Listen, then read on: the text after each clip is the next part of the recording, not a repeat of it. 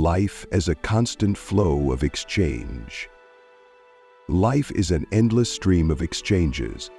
Some gifts are given in quiet humility. Some acts of love are shared without expecting a word of thanks. And some sacrifices are made with nothing in return but the simple joy of seeing someone smile. But have you ever stopped to wonder, what does giving truly mean? Is giving merely an act of self-sacrifice? And is receiving always just a source of joy for the recipient? The answer is far from simple. Giving is not just an action. It's a profound philosophy, a reflection of the intricate balance within the universe. When you give something, whether it's material, emotional, or spiritual, you create a connection, an invisible thread linking you to someone else, binding you to the greater web of existence. Giving and receiving are not isolated acts. They are two sides of the same coin, flowing together in harmony, complementing one another. This story invites you to reflect on these questions. It's a story about the delicate lessons hidden within the seemingly small act of giving. A story that reveals the natural laws of life itself. And perhaps as you listen, you'll come to see that to give is, in truth, to receive.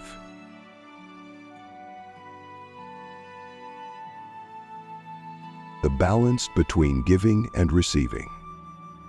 In life, we often think of giving as the act of one person offering something of value, while the receiver is simply a beneficiary. But are the roles of giver and receiver truly separate? The deeper truth is that both are interconnected, complementing one another to create a perfect circle of balance within the universe. Imagine you offer someone a gift, whether it's something material or something more intangible like your time or support. At first, you might feel a sense of generosity, even a bit of pride, believing that you've brought joy to someone else. But without someone willing to accept your gift, the act of giving would remain incomplete. The giver needs the receiver, just as the receiver needs the giver. These roles are not independent, but rather two sides of a balanced whole. When giving is done sincerely, without expectation of anything in return, you send out a ripple of positive energy. That energy doesn't vanish. It becomes part of the universe's flow, returning to you in unexpected and often beautiful ways. What's truly remarkable is that this return doesn't just bring joy to the recipient, it also creates a sense of fulfillment and peace for you, the giver. However, this delicate balance only holds when the intentions behind the giving remain pure. If the act of giving is tainted by expectations, hoping for gratitude, recognition, or reciprocity, this harmonious cycle is disrupted. Instead of receiving the pure, uplifting energy of the universe, what comes back may feel weak or even negative, leaving you unfulfilled. Ultimately, giving is not just about what you offer. It's also about what you receive. It's a lesson in harmony, a flow of values and energy that continually transforms, helping both the giver and the receiver discover true meaning and happiness in life. Unconditional love. Love is something that cannot be measured or confined to any framework. When we give a gift, extend a helping hand, or show care, the most precious aspect is not the value of the gift itself, but the genuine heart behind it. True love, unconditional love, asks for nothing in return and expects no repayment. There is a story about a woman and her faithful dog. For 15 years, this dog was her companion through countless lonely days. But as the dog aged and became frail, unable to eat and suffering from constant pain, the veterinarian advised that it was time to let the dog go. Her heart ached, and she couldn't bear the thought of losing her beloved friend. But was her reluctance to let go truly for the dog's sake, or was it because she couldn't face her own feelings of loss?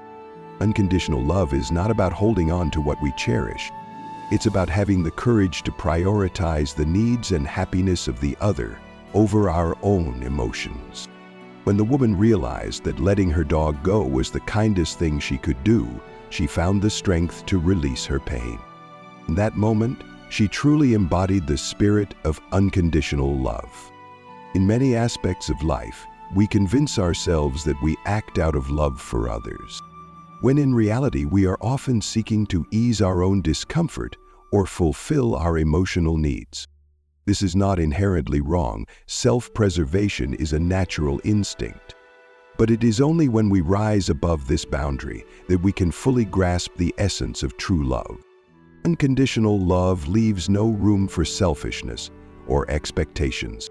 It requires us to silently observe, to put ourselves in another's shoes, and to accept the sacrifices necessary to bring happiness to someone else. It is love that transcends transactions, becoming a pure, gentle light that can spread everywhere, touching everyone. This kind of love is the greatest gift we can offer. When we give from the depths of our hearts, what we receive is not gratitude, but an inner peace, an invaluable treasure that surpasses anything else in this world. The philosophy of giving. Giving is not merely an action. It embodies a profound philosophy of connection and balance within the universe. According to the Buddhist principle of threefold emptiness, for an act of giving to reach its purest form, three elements: the giver, the recipient, and the gift must intertwine seamlessly, existing without separation or independence. The giver, first and foremost, must recognize that they do not act in isolation. Their ability to give arises from contributions of the universe and the favorable circumstances they have received. The giver is simply a vessel, a conduit through which the flow of love and compassion continues. Understanding this dissolves the ego, eliminating any sense of superiority or self-importance. The giver ceases to see themselves as a benefactor and instead becomes part of a greater collective stream of goodwill. The gift, whether humble or grand, is never truly the sole possession of the giver. It is shaped by countless factors: nature, society, and the experiences that have molded the giver's life. Its true value does not lie in its material worth, but in the spirit and intention it carries. With this understanding, the giver chooses gifts not based on personal preferences or expectations, but with the genuine aim of fulfilling the recipient's needs. In this philosophy, the recipient is not a passive participant. They are an essential counterpart, without whom the act of giving cannot occur. The recipient is under no obligation to feel burdened by gratitude, yet if gratitude naturally arises, it becomes a priceless gift in itself, returning balance and harmony to the relationship. When both the giver and the recipient are free from selfish motives, and when the gift is offered without attachment to its perceived value, the act of giving becomes pure. This is the pinnacle of generosity, a gesture that not only benefits the recipient, but also nourishes the soul of the giver. This philosophy reminds us that giving is not simply an exchange. It is a journey towards selflessness. It is a space where both the giver and the recipient become part of a universal flow of love, fostering joy and enduring peace in their connection.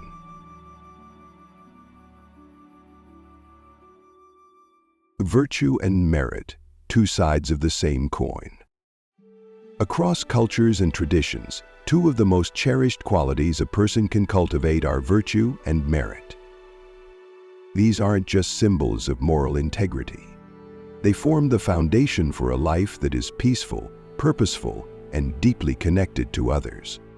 While they may appear as distinct concepts, virtue and merit are in essence two sides of the same coin, a reflection of selflessness and the interconnected nature of existence.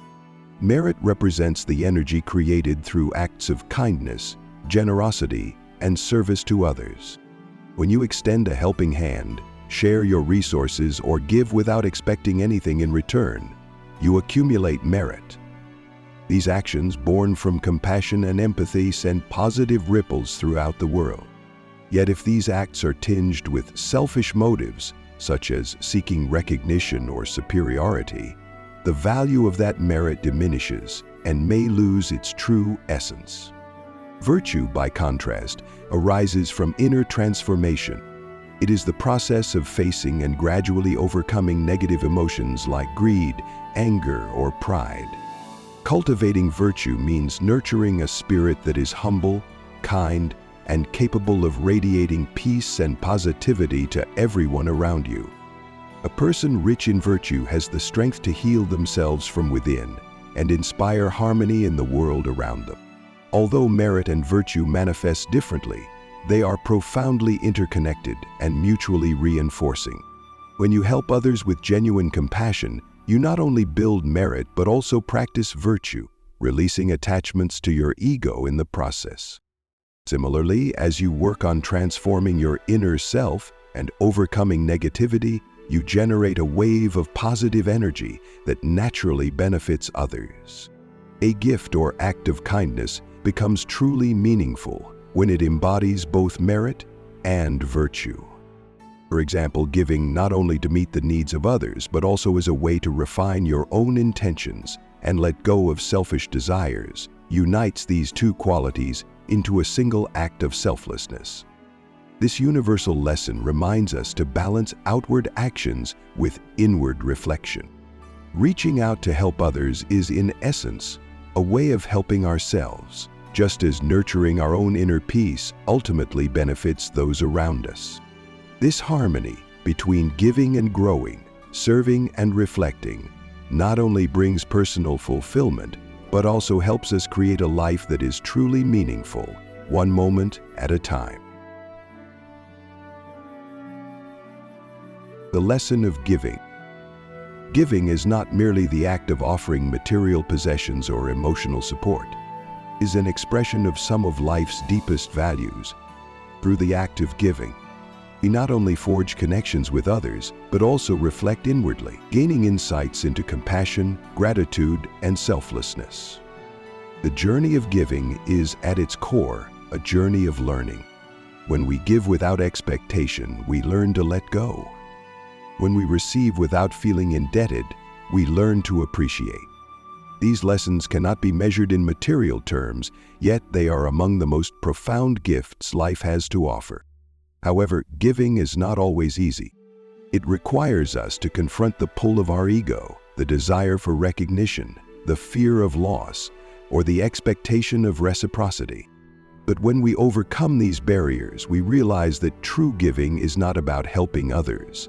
It's about transforming ourselves. Unconditional love, selfless giving, and heartfelt gratitude come together to form a complete circle of giving. The giver is no longer a benefactor, and the receiver is no longer a dependent. Instead, both become small, yet vital parts of the greater flow of universal love, where everything is interconnected and in balance. In the end, the most enduring truth is this: love never fades. The things we give today will leave lasting marks on the lives of those who receive them, and on our own lives as well. Give with your whole heart, because such an offering becomes a wind that carries love far and wide, touching places we may never see. Giving is not just an act. It is an opportunity to connect, to love, and to find peace within ourselves. Learn to give the right way, not just for others, but to grow and evolve as individuals on the shared journey of life.